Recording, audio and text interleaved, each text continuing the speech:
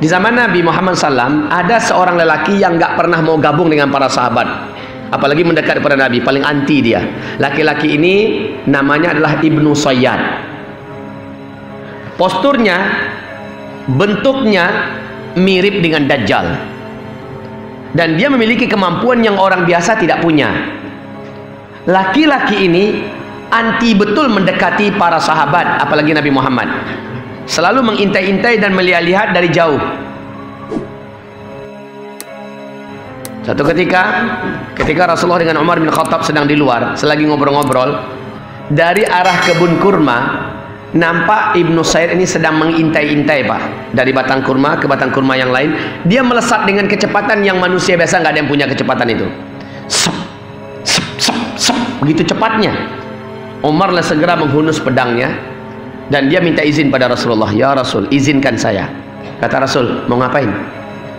Saya mau bunuh itu. Dia adalah Dajjal. Saya yakin ya Rasul, dia adalah Dajjal. Maka apa kata Nabi? Hai Umar, jika itu benar-benar adalah Dajjal, bukan kamu orang yang sanggup melawannya. Dia bukan lawan kamu. Dia bukan tandingan kamu. Dan kalau dia bukan Dajjal, apa guna bagi kamu membunuh orang? Coba lihat bahasa Nabi, digantung bahasanya ya. Kalau Nabi mau, simpel saja. Hai Umar, ente mah terlalu semangat. Dajjal itu ntar akhir zaman, hai Umar. Itu bukan Dajjal. Apa salahnya Nabi ngomong kayak gitu kan? Tapi bahasa Nabi dibuat gantung. Kalau itu Dajjal, kamu bukan lawannya. Kamu kagak ada apa-apanya Umar. Dan kalau dia bukan Dajjal, lalu kamu bunuh dia, apa guna bagi kamu bunuh orang sembarangan? Ternyata ketika Rasulullah meninggal dunia, digantikan kekhalifahan oleh pemerintahan oleh Abu Bakar As-Siddiq. Abu Bakar meninggal dunia, Umar yang menjadi khalifah. Menjelang Umar meninggal dunia, setelah dia ditusuk 9 kali tusukan yang itu menjadikan kematiannya, Umar masih berkata, demi Allah, saya yakin betul Ibnu Sayyad itu adalah Dajjal. Coba lihat, ternyata keyakinan itu tetap dipelihara oleh Umar, bahwa Ibnu Sayyad adalah Dajjal. Ternyata Umar bin Khattab nggak sendirian dalam keyakinan itu. Safiyah juga sangat yakin radhiyallahu anha bahwa Ibnu Sayyad adalah Dajjal. Aisyah radhiyallahu anha juga sangat yakin Ibnu Sayyad adalah Dajjal. Anas bin Malik, Abu Dzar Al-Ghifari, Ubay bin Ka'ab, sahabat-sahabat Nabi tidak sedikit yang yakin bahwa Ibnu Sayyad adalah Dajjal. Padahal Dajjal adalah tanda besar kiamat yang kedua. Artinya sekali lagi apa? Bahwa boleh, sah, benar jika kita melakukan pencocok-cocokan antara hadis-hadis akhir zaman dengan fenomena yang nampak di permukaan. Sebab ini sudah dibuat oleh para sahabat. Baiklah kaum muslimin yang kami muliakan, ternyata berjalan ribuan tahun setelah para sahabat meninggal, kekhilafahan berganti dengan fase berikutnya, lalu berganti dengan fase berikutnya, 1400 tahun sekarang. Ternyata belum kiamat-kiamat juga. Maka Masya Allah, ternyata di zaman ini hadis-hadis tentang akhir zaman yang diceritakan Rasulullah saling berlomba memaksakan diri, ibaratnya menampakkan diri untuk memberitahu kepada orang banyak, inilah akhir zaman. Saya akan buktikan nanti insya Allah ta'ala. Dan ini sesuatu yang sulit untuk kita bantah, Pak. Di zaman sahabat nggak ada. Adanya semua di zaman kita. Dan itu saling berpacu, berlomba-lomba menampakkan diri.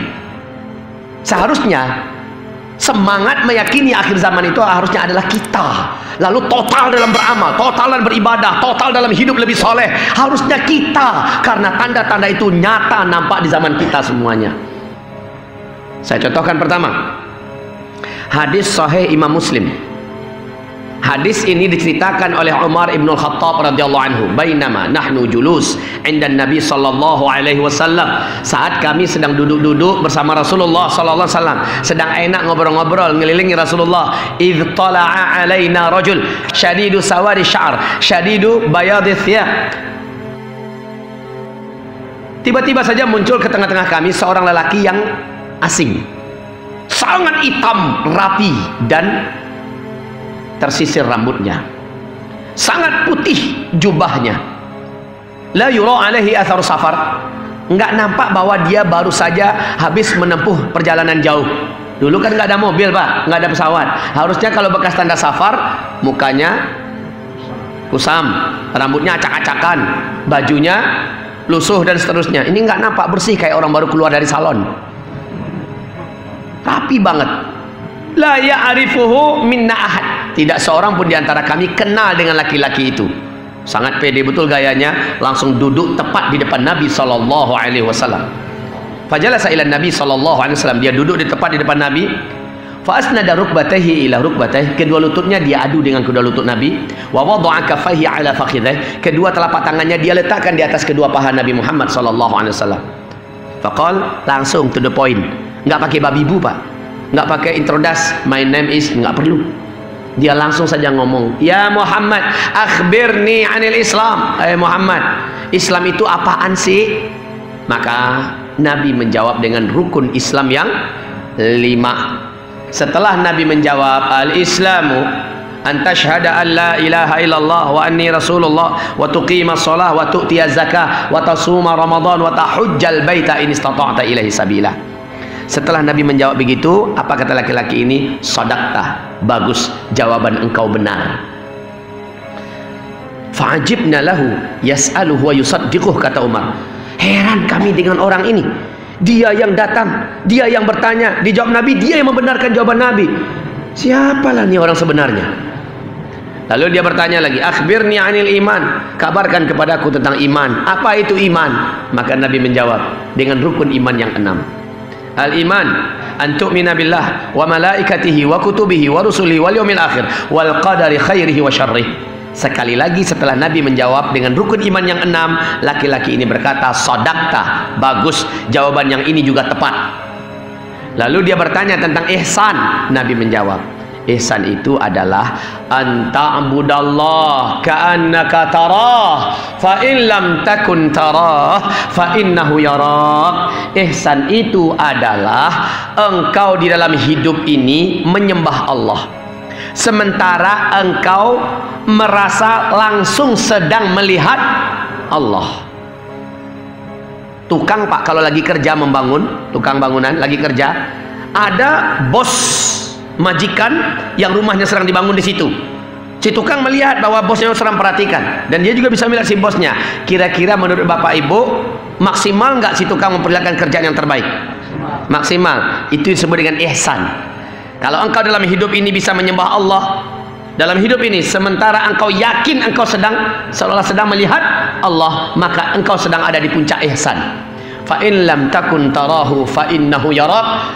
Minimal jika engkau belum sampai ke level itu, engkau hidup menyembah Allah Subhanahu wa ta'ala di kehidupan dunia ini, sementara engkau merasa sangat yakin Allah sedang terus melihat kepadamu. Ini level ihsan yang standar. Setelah menjawab demikian, laki-laki ini bertanya, mata sa'ah, hai Muhammad, kapan kiamat akan terjadi? Kemana-mana engkau cerita kiamat sudah dekat, kiamat sudah dekat, sehingga semua kami yakin kiamat itu seolah akan terjadi di zaman kami. Tahun berapa sih? Bulan berapa? Tolong exactly-nya itu kapan? Nabi berkata, minta maaf, mal mas'ulu anha bi'a'lama minas sa'il. Untuk pertanyaan yang satu ini, orang yang ditanya tidaklah lebih tahu daripada orang yang bertanya. Panjenengan mungkin lebih tahu kapan, tapi saya nggak tahu. Oh, mulai para sahabat paham, memang ini bukan orang biasa. Lalu dia bertanya lagi, akhbirni an amaratiha. Awas, jawaban Nabi mengatakan saya tidak tahu. Ini adalah akidah kita semua, akidah ahlus sunnah wal jamaah sampai hari kiamat, bahwa tidak ada selain Allah di langit dan di bumi seorang pun makhluk yang tahu kapan kiamat akan terjadi. Jadi ramalan-ramalan kiamat, penyebutan tahun kiamat dan sejenisnya wajib ditolak mentah-mentah. Kalau ada yang ngaku-ngaku tahu kiamat akan terjadi tahun berapa, bulan berapa, maka ini orang wajib didustakan, walaupun jenggotnya dari sini sampai ke Mekah panjangnya. Wajib didustakan. Karena Allah sudah kunci. Ila rabbika muntahaha. Hanya Allah yang tahu kapan pastinya kiamat. Oke, setelah Nabi menjawab demikian, saya nggak tahu, mungkin kamu lebih tahu daripada saya. Maka laki-laki itu bertanya, akhbirni an amaratiha. Kalau ciri-cirinya ente tahu nggak, hai Muhammad? Kata laki-laki yang bertanya, kalau ini pertanyaan ente, ini gue banget ini, kata. Ini memang saya spesialisnya. Sini dengerin baik-baik ya. Saya bocorkan sedikit aja, kata Nabi. Antalidal amatu rabataha wa antaral hufatal uratal alata ri'a asya yatatawaluna fil bunyan. Setelah Nabi menjawab demikian, laki-laki tersebut puas, lalu dia pergi. Baru aja jalan, dicolek oleh Rasulullah Umar dekatnya. Umar, ente tahu tuh orang siapa? Kagak ya Rasul. Umar, tangkap, bawa dia ke sini. Giliran kita yang tanya tuh orang siapa. Siap ya Rasul. Maka segera Umar dengan langkahnya yang sigap. Dalam sejarah kan langkah kaki Umar bin Khattab itu Pak, hampir 2 kali langkahnya para sahabat yang lain, karena dia tinggi besar. Umar bin Khattab itu terkenal di Jazirah Arab jagoan gulat, jagoan tinju, jagoan kelahi. Lawan gulat kalau tahu lawannya adalah Umar, langsung kencing di tempat. Nah Umar ini, kata para sahabat dalam sejarah, kalau dia naik ke atas seekor kuda perang yang sudah dewasa, kedua kaki Umar tidak diletakkan di atas tirap, di atas besi tempat meletakkan kaki, nggak usah diletakkan, maka kudanya jalan. Kedua ujung kaki Umar bin Khattab ini bisa membuat 2 garis di jalan. Ini menandakan tinggi besar Umar bin Khattab. Nah, dengan langkah yang sigap dan cepat, dia tinggi besar tapi lincah Pak, sigap, menyusul keluar. Udah nggak ada. Nah luar itu Masjid Nabawi kan masih banyak gurun sahara yang luas. Rumah masih jarang-jarang, nggak kayak kita Pak, banyak lorong-lorong tikus. Baru keluar rumah begitu padatnya kan, hilang orang wajar. Kalau ini enggak. Kemudian Umar sudah nggak dapat lagi datang pada Rasulullah. Ya Rasulullah, he's gone. Ya Rasulullah, udah pergi, udah hilang, nggak tahu tuh kemana. Kata Rasul, innahu Jibril.